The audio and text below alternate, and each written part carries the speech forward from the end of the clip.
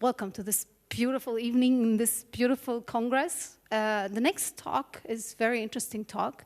It's actually, we'll go tackle some words, quality, quantity, the army, actually using an army to have some balance in a way, not,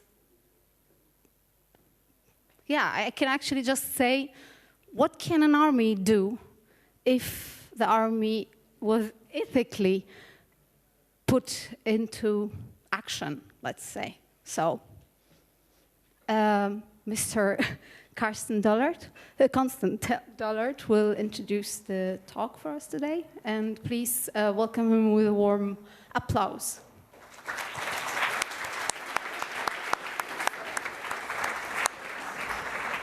So, first of all, thank you very much for joining. It's a great privilege and honor to speak in this context of the great CCC. I'm genuinely more nervous than I would normally be. So anyway, forgive me if I stutter or something, but hopefully I'm not because I drank some beer. So I built an army. This one much is true, and it's nice because we're talking about crypto wars and about losing the war, and we talk about all this kind of stuff, and we have all these war analogies. So I thought it's also kind of fitting to present an army to you, but I will actually explain to you how I got there. So some people might know me from works like these, which is which doesn't have sound. And I think it did originally, but anyway, this is the revolving internet. I made it in 2010, so making jokes of pre-existing web content, which is a company called Google, with a lot of people seem to keep talking about. And I twisted it around, so I made the internet revolve. Yeah, just like the world rotates, I guess.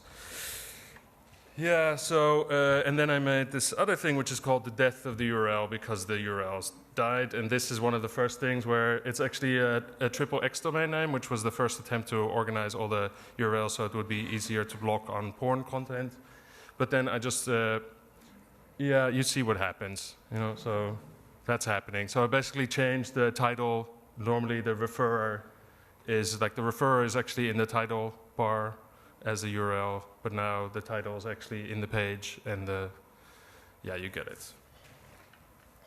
Yeah, so that's, or I would encrypt a treasure map, and this treasure map is actually weirdly enough sold for a lot of money in New York on an auction house, just because it points to another treasure on Treasure Island, where the fictive or maybe real treasure of Lima is buried, and now there's an actual exhibition buried.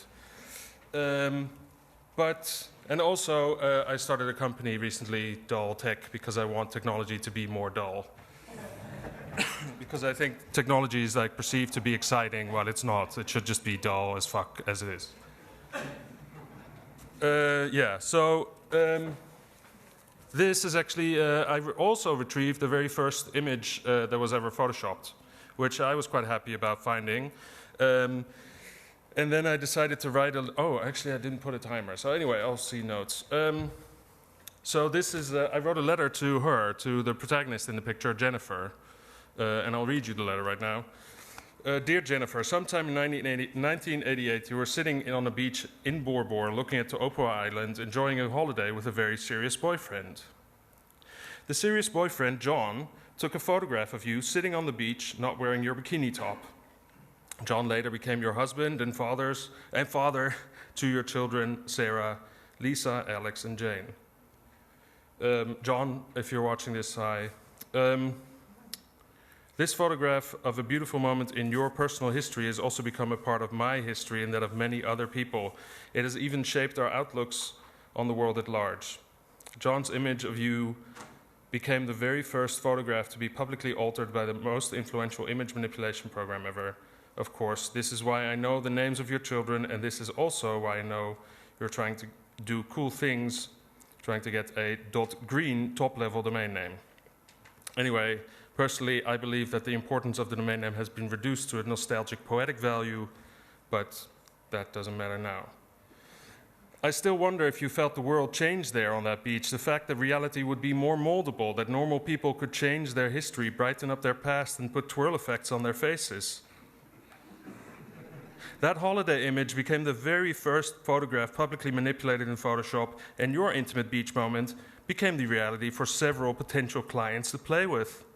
2 Jennifers, no Jennifer, less clouds, etc. And in essence, it was the very first Photoshop meme, but now the image is nowhere to be found online. Did John ask you if he could use this particular image? Did you enjoy seeing yourself on the screen as much as he did?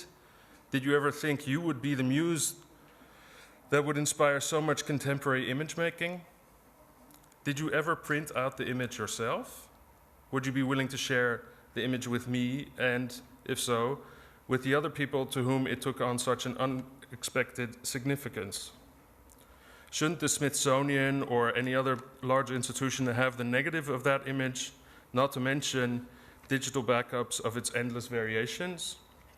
All these questions have made me decide to redistribute the image Jennifer in Paradise, as well as I can, somewhat as an artist, somewhat as a digital archaeologist, restoring what few traces of it I could find, restoring the image from what was available to everyone in this somewhat public space of the internet. It was sad to realize this blurry screen grab was the closest I could get to the image, but beautiful at the same time. How often do you find an important image that is not online in several different sizes already? This beautiful artifact of software development has become an artwork in this way, in which you, or at least your depiction, play a central part in a body of work that has become very dear to me, a faint, blurry, pixelated focal point, a work that celebrates the time that you were young and the world was young, as it still naively believed in the authenticity of the photograph. Sometimes, when I'm anxious about the future of our surveilled, computer-mediated world, when I worry about cultural imperialism and the politics behind software design, I imagine myself traveling back in time, just like the Terminator, to that important moment in technological world history, there on that beach in Bora Bora, and just sit there with you, watching the tide roll away. Sincerely, Constant Dullard. So Jennifer never responded. Thank you.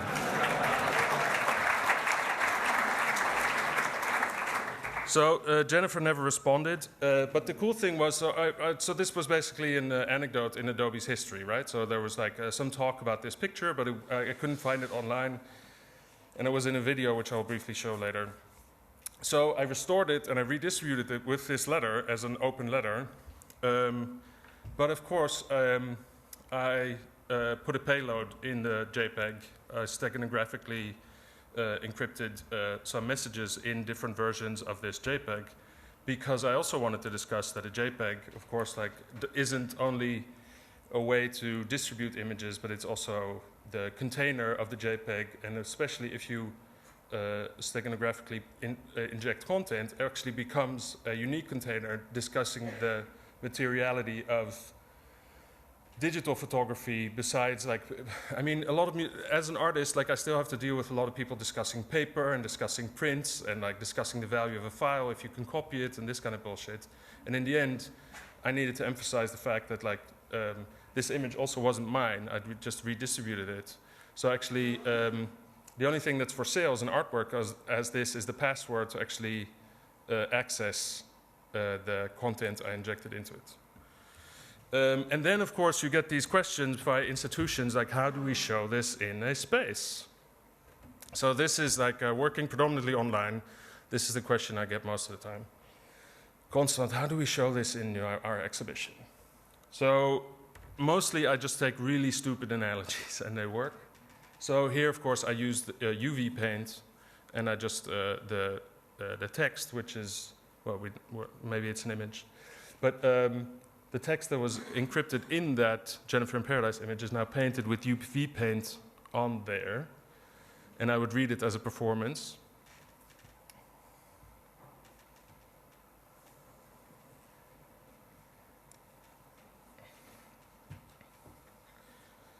And then, of course, because I wanted to sell the passwords, I wanted the access to be the commodity, right? So if you're like within art, you're always thinking about a commodity.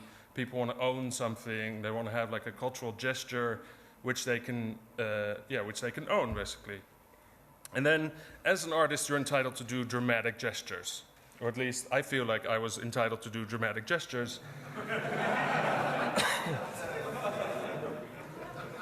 And to close down the access to the encrypted content, I had to destroy. Anyway, I don't advise you doing that at home because apparently it's poisonous or whatever.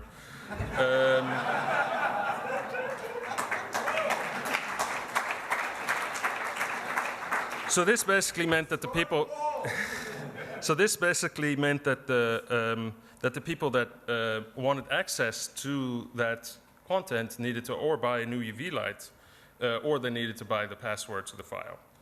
The cool thing is that John, after a while, did respond because it was the Wall Street Journal started to write about it, and the Wall Street Journal he did find worthy to reply, not my skanky little emails writing the big developer. But anyway. No, but he did reply, and he was actually super generous, and he was saying like, you should have asked me, but he gave a lot of info on like which scanner he scanned that first image on, and like he went to app, but he also said like that he distributed it to other people under a strict non-disclosure agreement, which I'll prove to you later that that's not true. Anyway, but I pointed out what is funny, which is, it says it's one of the first images to be photoshopped. I guess that is a word now. So I'm really happy that I actually have an email to prove the moment when the guy that made up Photoshop figures out that photoshopping had become a verb. Anyway, and also, like, he used a 24-bit color image. So I don't know any of you ever using 24-bit color images. I don't, but maybe you do. But the cool thing also that he needed to transport the image on separate floppy disks to save the red, green, and blue channels, which I also thought was quite remarkable. Anyway, of course, like this image is really important because it was one of the first digital images at that time for people to use manipulating in Photoshop because it's 1988, so there's no web, there's no digital image distribution or wide availability of it, no digital cameras. So they needed to find that as a source. So this is. To start with, I'm going to open up. This is the demo, actually, where I got it from. This is a tourist picture I took of my wife when we were on a vacation in Tahiti. So this is from Bora Bora. And I used this image for doing a lot of the demonstrations, including the first demonstrations that I did at Adobe Systems. So I have opened a 24-bit image. We're looking at it on an 8-bit display. But, you can still manipulate the 24-bit image. So I'm going to start by cloning Jennifer. So I'm going to start by just... Okay, I'm just going to mute John Knoll for a bit because it's super interesting, but you can watch the video later. The thing is that, of course, he's cloning his wife. He asked her to marry her the very next day after this picture. I'm just saying he's confirming a very age-old cultural stigma of a man objectifying the female body. And I thought this was really... I mean, the fact that he's cloning his wife and showing that as a tool to his potential customers, seriously, what the fuck? Why didn't he use a bike or a turtle or something? Copy. Paste.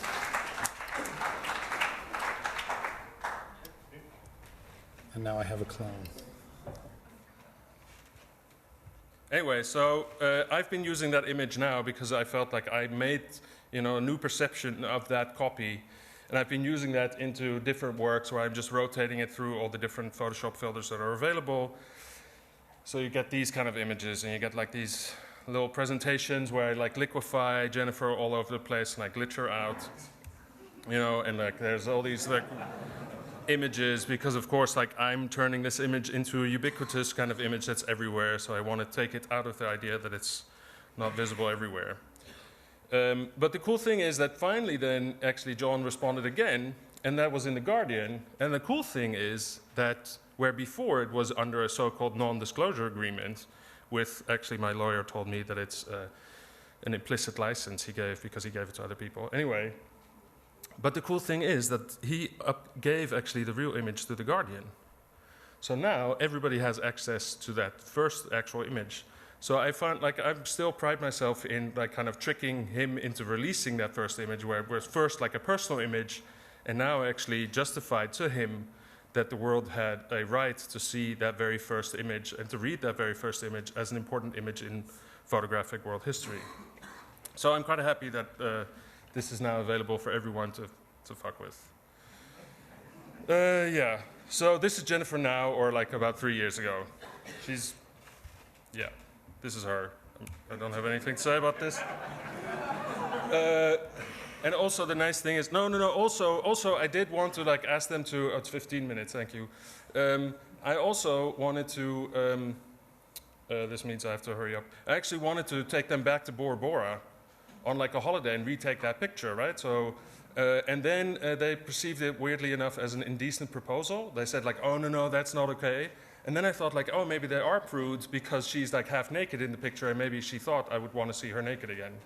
Which I never I thought of later. Anyway, but now if you Google her, you get like the first response, or like the first result is my letter to her, which is still very nice, so I hope she read it by now. But to be honest, I only conversed with her husband, and she never replied, which I also think is a bit weird. Yeah, so that, as an artist, I think I'm in the business of turning this into like a more intricate version of this and then calling it art.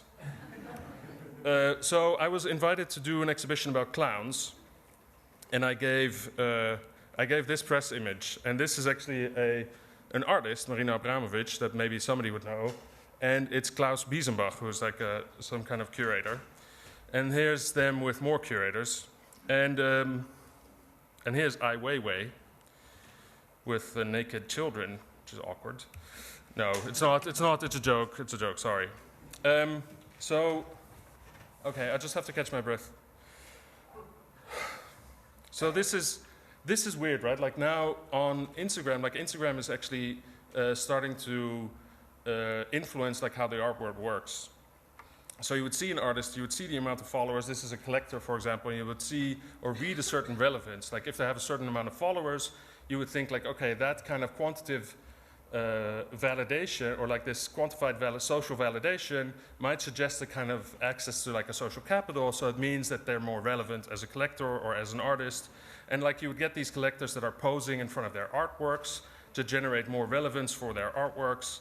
And in the end, I was thinking, if that relevance actually starts to, if that social capital, that quantification of social capital actually starts to represent actual capital, like in the art world, but in a lot of other places, then why not buy that capital? And of course, like if you just do a simple search online, you can buy Facebook followers, Instagram followers, everywhere. So, and then I started to research these followers, and these followers were all automated, right? Like this was their content, this were the pictures they're posting.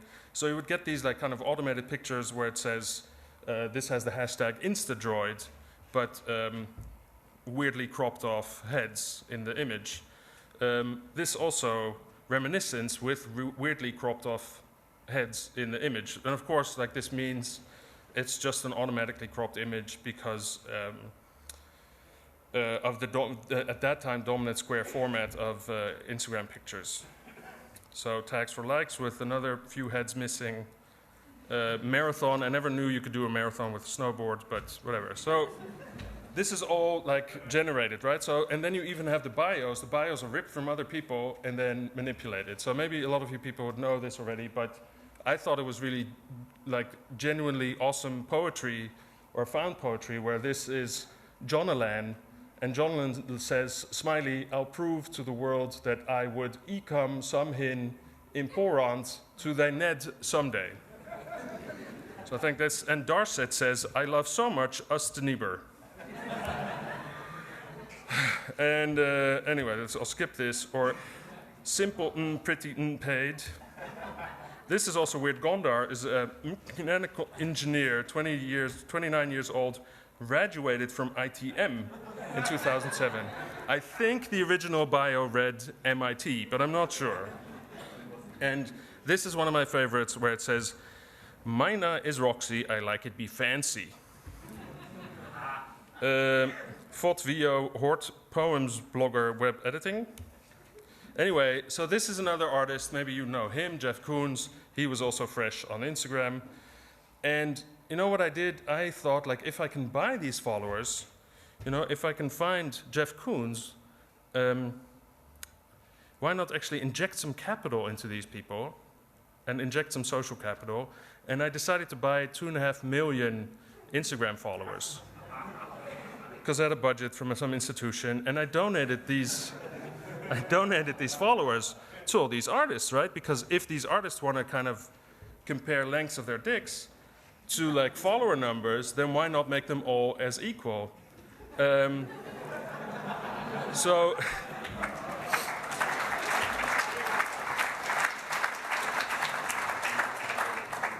thank you. So Jeff Koons had 100,000 followers. Jerry Saltz, who's a critic, also got 100,000 followers. Klaus Biesenbach got 100,000 followers, motherfucker. Richard Prince got 100,000 followers. This Murakami got 100,000 followers. Jonas Lund, a friend of mine, got 100,000 followers. All these people got 100,000 followers exactly, so they were equal to each other.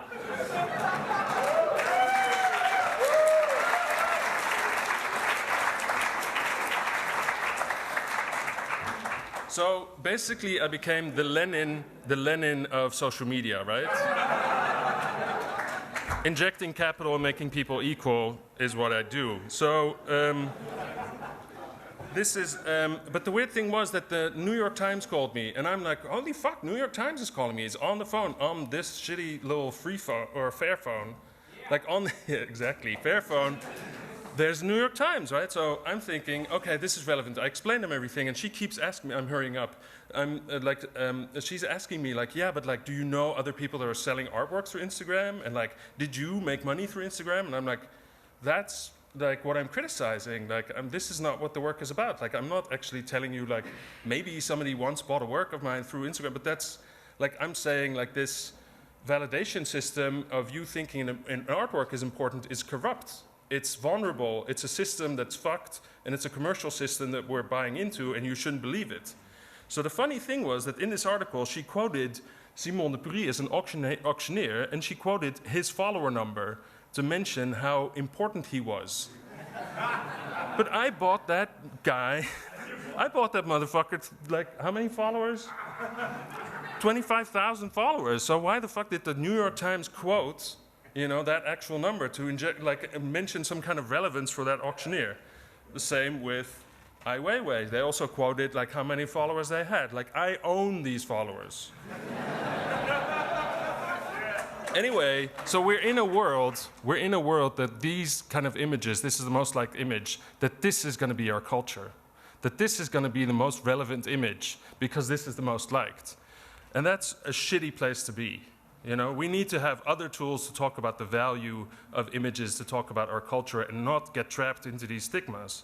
So as an artist, we need other tools to just make, you know, reverse thumbs. We need another way to reflect on that landscape. So then you have, I'm not going to explain technically, but you, yeah, so Friend Bomber, Mass Planner, all these little things, and I got information because I was asked for the, Sheern, Kunsthalle Frankfurt, to do another project, and they gave me some money. And Sheern, Frankfurt, is based in Hessen, and Hessen delivered the soldiers to fight the first American Revolution. So I thought it would be more than fitting to bring them back to life and fight this American Revolution. So I took all the names from the actual Hessian soldiers that fought in the United States, were paid by the British, and actually with that money, the very first contemporary art museum was funded, the Fridericianum. Anyway, 1780, all these names I got through the wonderful Landesgeschichte information system, but also the professor that helped me. So these are all the accounts that I made active.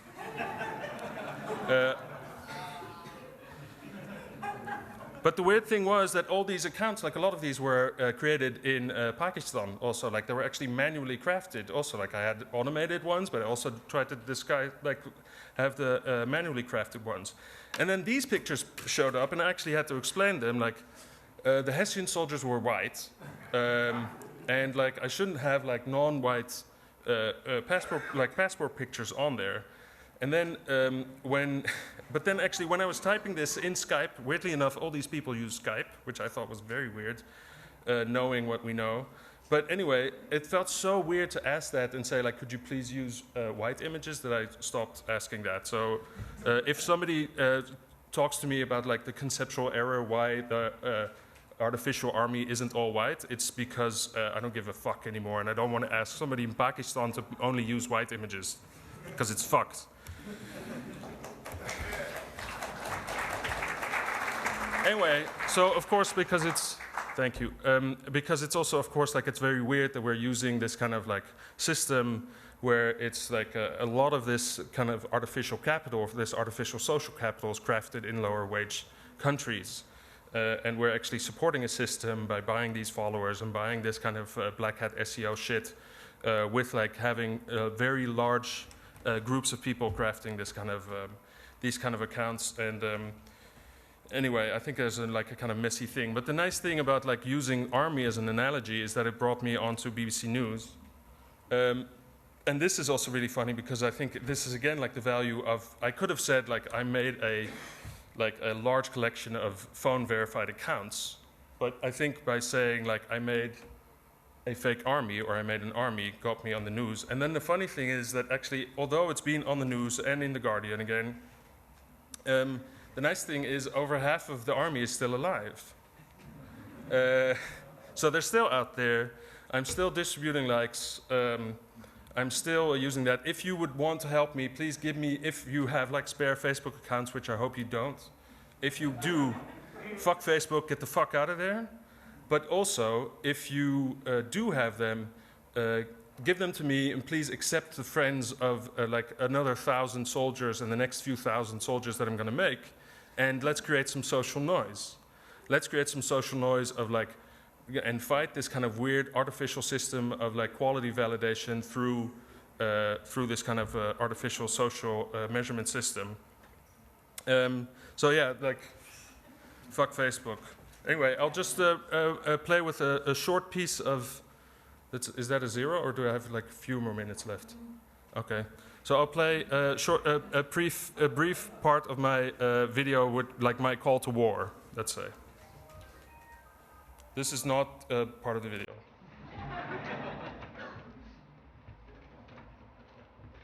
Hi, and welcome to our tutorial. In this video, we will show you how to create identities through the Quick Start Wizard.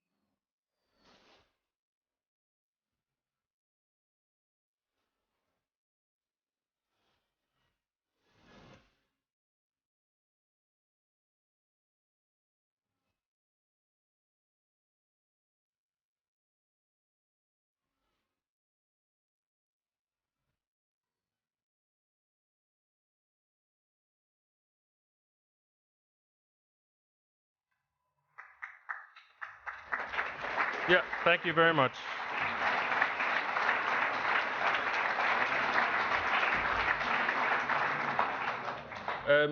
So yeah, if there's questions, I would just like to say at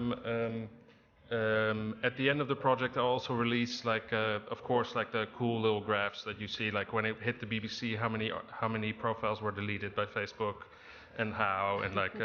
And you'll see like how many little like attacks sparked, how many deletions, and these kind of things. But again, like if you could help me to have these fake identities infiltrate the real world with the real identities and let them mash up together, I would be very grateful for this project. Well, I would also like to boost up my Instagram, my Twitter, my Facebook too. Oh, you want more followers? Yeah. Oh yeah, okay. Please, 10,000. I get that a lot. 100,000. Are we not friends? 100,000. Thank you so much for the super interesting talk. I think we have time for 2 questions, or even 1 question from. Oh, there's a big no on no. that. Yeah, actually, yeah. If there's any questions, then I think we can do that outside of the talk right now. Thank you very much. Thank you.